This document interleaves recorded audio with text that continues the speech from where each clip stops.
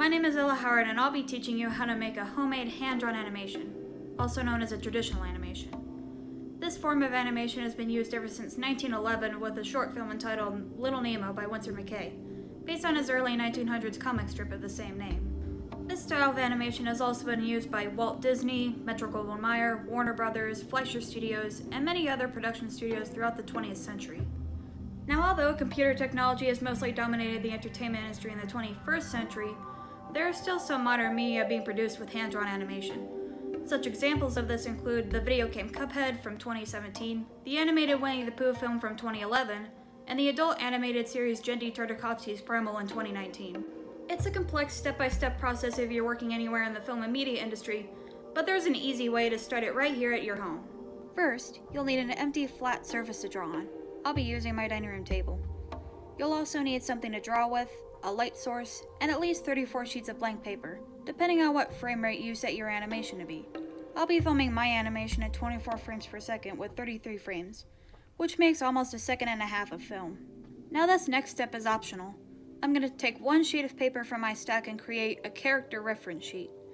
This should help plan out which character or characters I will use for my animation. For my example, I'll be using my character named Zeke. The other sheets of paper will be used for my animation process. When I think of making an animation, the first thing I think of are the extremes, which are the key frames of the animation.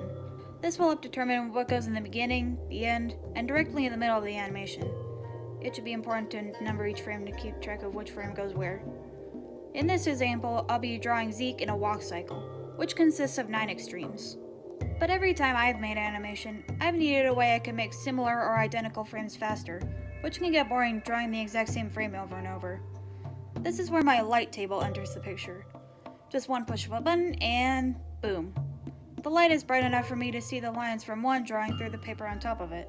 A copy machine may also help with this, but since I don't have one at my disposal, I'll just be doing it this way.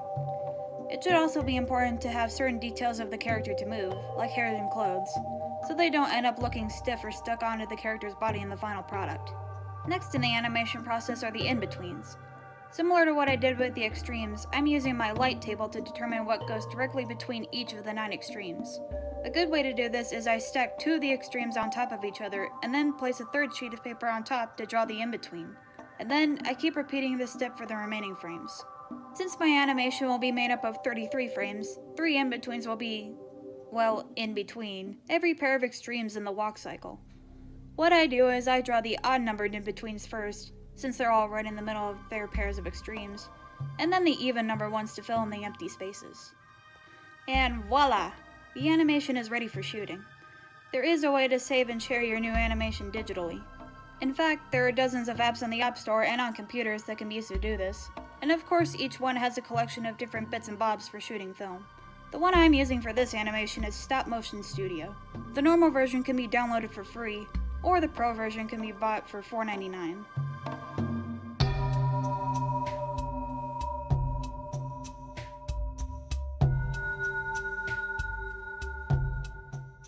And that's the end of the lesson. Feel free to do whatever you want with your animations and or the process of making them. Have fun and good luck!